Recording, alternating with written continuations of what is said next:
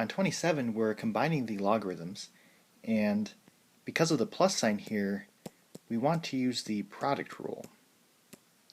So addition on the outside of two logarithms is the same thing as multiplication on the inside of one logarithm. So we need to take 250 and multiply it by 4 to get 1000. Now, because we have numbers both as the base and the number on the inside of the logarithm, we need to ask ourselves, 10 raised to what gives you 1000? And if it's a nice number here, we need to put that. So 10 raised to the 3 is equal to 1000. So the log base 10 of 1000 is equal to 3. So not log of 3, just 3.